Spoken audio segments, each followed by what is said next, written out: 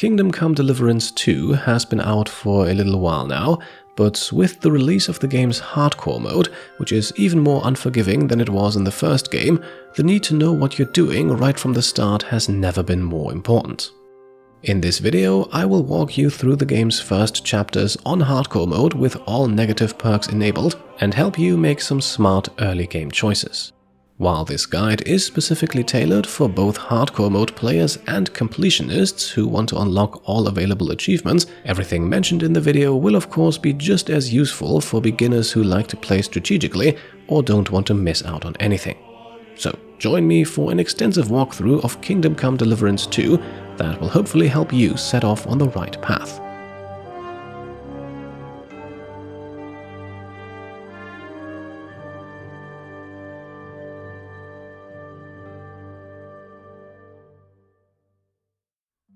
Hey there, my name is Pete, and today we complete a hardcore mode focused completionist getting started guide for Kingdom Come Deliverance 2.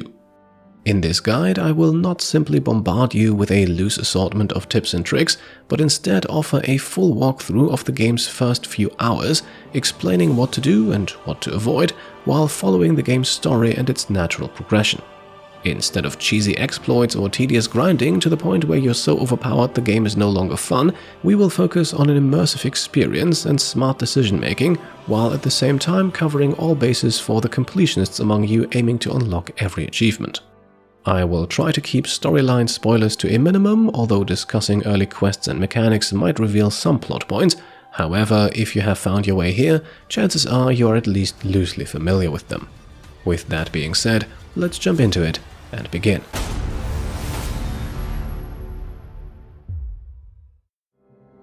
Now the game throws you right into the action, into a siege, but not as Henry. Instead, you play as Father Godwin, a returning face from the first game.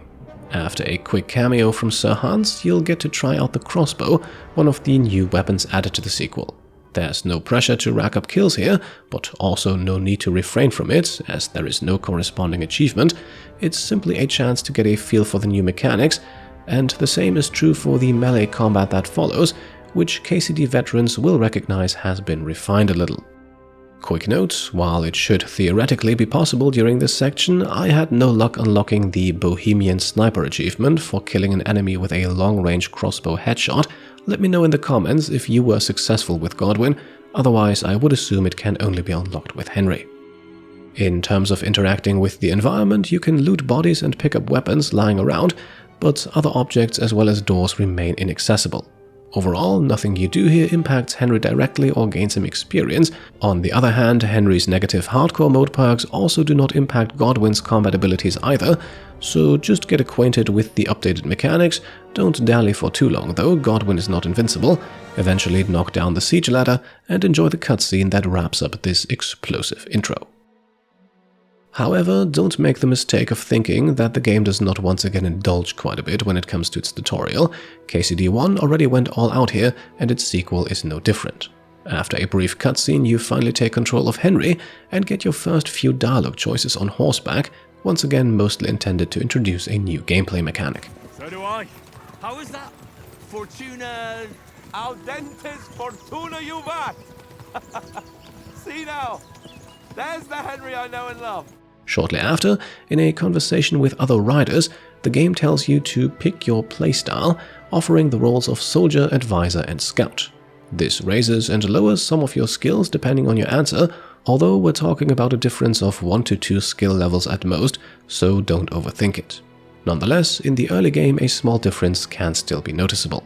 My advice, pick the advisor. Just like in KCD1, speech is one of the slowest attributes to level up, while combat and stealth kills tend to be a little easier, so an early speech boost can be worth it. Don't fret this choice too much though, the other options are certainly not bad, and actually give you boosts to 9 skills each, while advisor only boosts 6. With your new and improved Henry, you then get your first dialogue challenge, a few more options here than in the first game. The charisma option always succeeds, and success earns you those valuable speech XP. Soldiers also succeed with the might option at the bottom, and advisors can additionally use the speech option at the top. So Just like in the first game, it's not just about being good at the attribute you pick, it's also about picking a tone that suits your role in the conversation. We want to resolve conflicts, not to stir up more. Once more, I assure you we have no evil intentions. Very well. Eventually then you make camp, where you want to speak to everyone. Every dialogue option explored earns you speech XP too. Speak to Oates about food for your dog, the charisma or intimidation options will always work, and you guessed it, earn you more speech XP, XP you would not be able to earn by asking him about a trait, by the way. Very important at this point, keep the Lent achievement in mind. Eating any meat or killing any animal during your playthrough will void that, so if you obtain the sausage, make sure you do not eat it yourself. Feeding it to Mott is fine though. Before talking to Tankard at the dice table next, search the small crack in the mountain behind him, he also mentions it in conversation. A weighted die can be looted from the chest in there. Having a high chance of rolling a 1, winning the game of Farkle, and with that a valuable ring, is a little easier with it. The rules for the game are explained to you in some detail. My best advice would simply be to try and score with at least 3 dice each round. Tankard is not too difficult to beat. Damn your eyes. You played well. If you want to spend a few minutes working on your survival skill, you can also gather herbs before speaking to Sir Hans for a combat tutorial. If you're thorough, you can find close to 250 dandelions and about 50 thistles. That is actually enough to level up the survival skill once, even on hardcore mode and even with the numbskull perk reducing experience gain. Ow! That's what comes from bending badly. Speaking of negative hardcore mode perks, this activity might also be your first intro to the bad back perk, which has a small chance of triggering every time you gather herbs or mushrooms. Apart from its sound though, this perk is not really all that challenging, and also only slows Henry down a bit, so unless you pick herbs in the middle of combat, it won't matter too much. Speaking of combat, a thorough reintroduction to KCD's combat mechanics is next, and just like training with Captain Bernard in the first game, this part can be used to gather a little extra experience if you have the patience for it.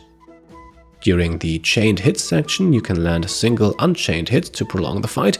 The riposte tutorial can be used to just block without countering, and when prompted to hit Sir Hans's unprotected side, simply target the other one. All of this earns you XP towards the sword and warfare skills, which can both be increased by 1 level here without spending too much time grinding. In the following practice fight, offer to increase the wager and then play it defensively. Perfect blocks and ripostes work well. Aim for the head if you can. The game tracks different body parts and hits to the head do high damage, unless other body parts have much less armor. After a successful riposte, you can also often land a second hit as your opponent staggers a little. On hardcore mode, you will not get indicators for perfect blocking or the direction of your sword swings, but timing the blocks to your opponent's attacks is not too difficult, and the fight is relatively easy to win, earning you your first achievement, Déjà Vu, for beating Hans yet again. I yield! Enough! Now, after the fight, another conversation triggers automatically as soon as you approach the campsite. However, depending on how cheesy you feel this is, you might first want to return to that rocky crevice and store everything you can from your inventory inside the chest. You'll see why very soon. During the camp conversation then, you get 3 dialogue options with skill boosts associated. In the first, I highly recommend you pick speech again, especially if you also have the negative bashful perk active, which lowers your speech skill XP gain even further. The other 2 skill choices are a bit more up to personal preference, although Houndmaster can be a little less valuable than the others depending on how early on you complete a certain quest. And if you plan on unlocking the Lent achievement and don't go hunting, Mutt is likely not going to benefit that much from it. For the other 3, Stealth has several rather situational perks in it and really depends on how you want to roleplay Henry. Survival covers plenty of activities you should regularly partake in, although its perks are nothing game-changing. And Scholarship can be very powerful, albeit at higher levels, eventually allowing you to reveal the entire map and marking every point of interest. This is the skill I would personally choose, also because leveling it organically usually comes with a bit of a price tag, so a free level is handy to have. The weapon perk follows a similar pattern. While the entire game can handily be completed using only swords, the other weapon types have received vastly improved perk trees compared to KCD1. although the unarmed skill is probably still not the best choice for hardcore mode, at least not in the early game. So again, pick based on personal preference. I'd go swords here. You might even earn a main level up, but no perk points are available just yet.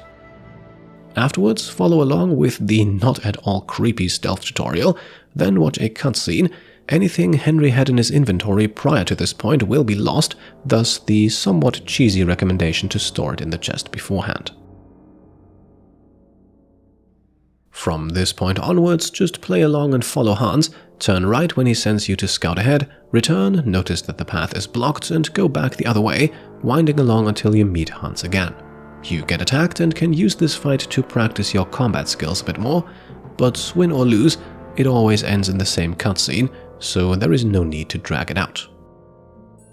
After limping through the woods, finding refuge and waking again, you'll notice that you have lost 10 levels in all skills, but progress you've already made is not lost. Your current skill levels will reflect any gains you have made so far.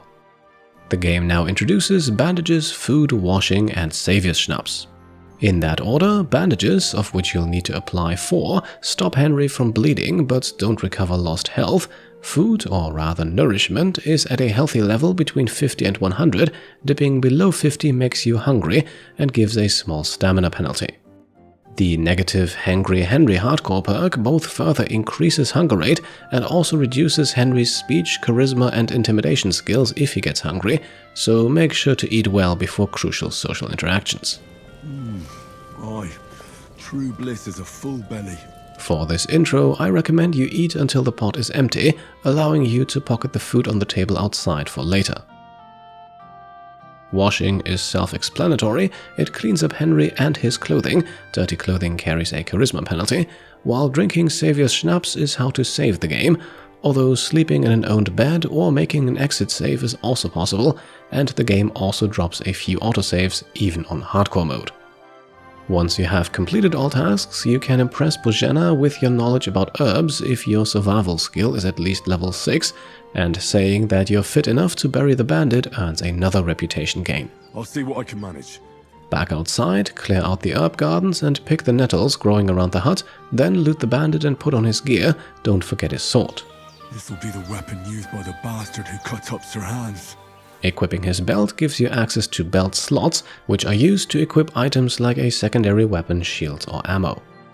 Wash yourself afterwards to clean off the blood, grab the spade and bury the bandit by the river, a straight line from the hut. Nearby you can find lepiota growing by the bank, some valerian halfway to the hut, and coming from the direction of the river, thistles and Amanita muscaria to the left. Wash yourself once more and report to Bozhena for another reputation gain. Next, it's herb picking time. Run up the path to the right of the house, grabbing the axe along the way, and follow it until you find purple sage to your left. The chamomile is nearby too. Also in the area you can find nettles, dandelions, comfrey, St. John's wort and thistle, and if you're really thorough you might also discover mint, eyebright and belladonna. Grab a healthy supply of everything, perhaps aiming for another increase in your survival skill. A useful perk is available at level 8, although no perk points are given during the prologue. The hidden resistance perk is also automatically unlocked by picking 200 nettles. You likely won't find that many here, but you can make good progress towards a permanent +2 vitality boost. Once you're done, return to the huts where 2 bandits have appeared, fight them off, perhaps by sneaking around them from the left and attacking from the rear, or engage them in conversation, confronting them about not looking like von Bergov's man and subsequently lying to them with the charisma option or a high enough survival skill will get rid of them without violence. If you want to maximize your loot, however, attack the one standing by the gate first. He will otherwise flee if the leader Mikesh is killed. Both bandits have useful gear on them. Wash yourself if you equip any of it and speak to Bozhena again. Regardless of how you dealt with the intruders, you'll receive a reputation gain, and 2 more by being honest about your identity and agreeing to brew the potion yourself. Alright, I'll try. Follow along with the alchemy tutorial. If you brew the potion properly, you will receive the strong version of chamomile brew. Optionally, you can also bury any additional corpses you may have created earlier. You cannot access the alchemy bench again at this time, so end the day by speaking to Bozhena again and go to bed. On the next morning, the game informs you that you can finally assign perk points now. Depending on choices made so far, a variety of your skills could be eligible for this. I will quickly go over all the level 6 perks I would recommend. You could also have several perks at level 8 already, so I'll mention a few more important perks as we go along. I don't want to clog up this section with a complete build guide. Keep in mind though that you can repeatedly respec your Henry from a pretty early point in the game, so you're not locked into any choices you make.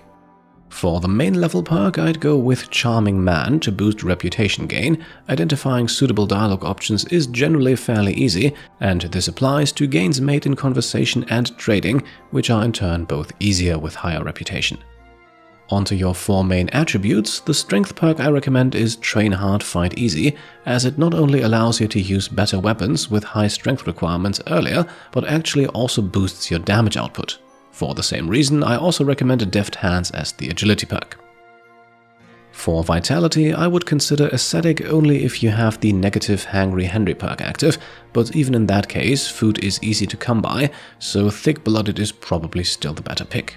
For speech, Silver Tongue is the way to go, I think, as it boosts trading with all types of goods for both buying and selling, whereas Polished Wares is much more limited.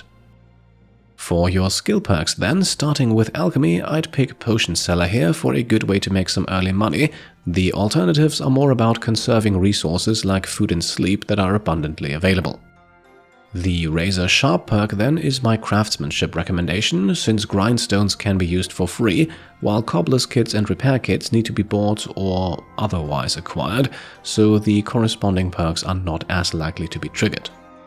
The drinking skill is perhaps a bit more niche. I'd go with Nightcap here, as fall damage is easy to avoid, while horsemanship offers the Saddler perk, which is great even if you don't have a horse, as it also benefits pickpocketing and craftsmanship, since cobbler's kits are also used to repair boots and other leather items.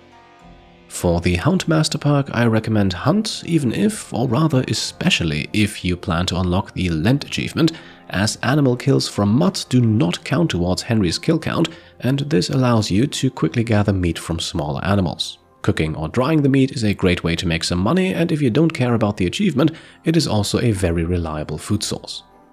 For the Scholarship perk, you have no other choice but to pick Cushion at level 6, although I would recommend holding onto the perk point to unlock 2 of the Wonders Off perks at level 8 for a nice XP boost to the skills you use the most.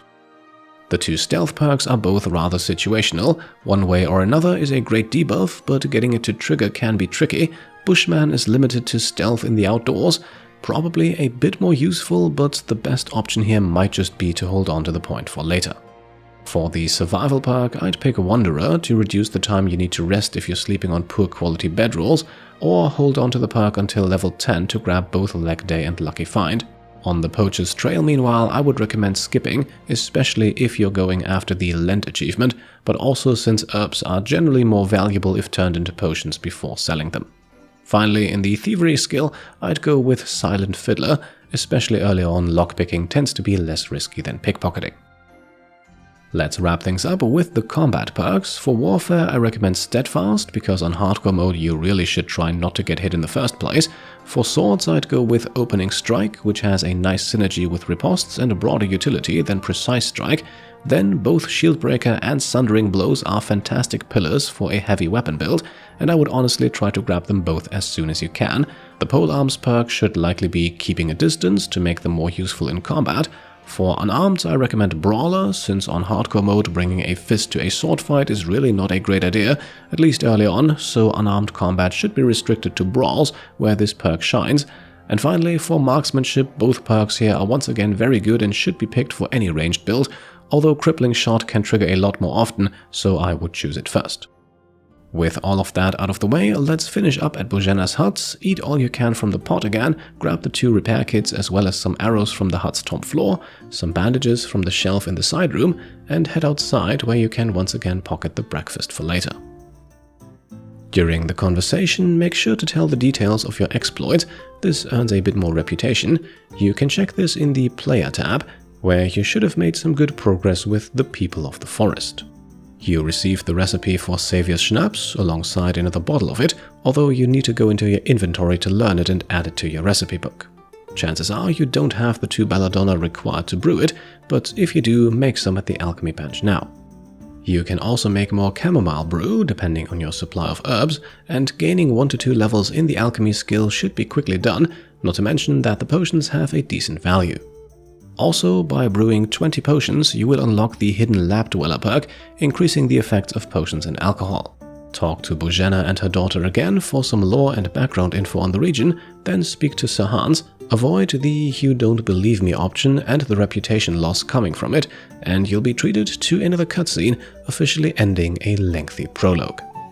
Well, technically the game continues to hold your hand for a few more moments, although this is a pretty short section.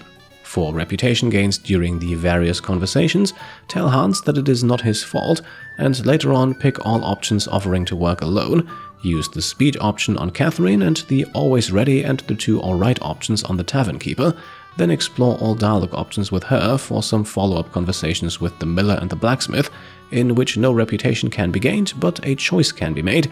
Don't worry though, you can still change your mind afterwards. Also speak to Svatya, who will eventually offer a game of dice. Win or loss, the outcome will be the same though. Before you start carrying sacks, you can gather poppy, wormwood, nettle, dandelion and a rare mint between the grapevines, and inside a shack you can also dry your herbs, highly recommended to keep them from spoiling, a mechanic that was not present in the first game by the way, and dried or fresh, their use in alchemy is unchanged. The inn's interior is also often unwatched, although stealing is pointless. Henry is not hungry and any stolen goods will soon be confiscated anyway. Before you can finish carrying sacks, a confrontation boils up. Try to calm them down and demand they cut it out for reputation gains, but eventually a fight breaks out. Try to land as many punches as you can for unarmed XP. No matter how well you perform though, another cutscene will soon play, in which all stolen goods will be removed.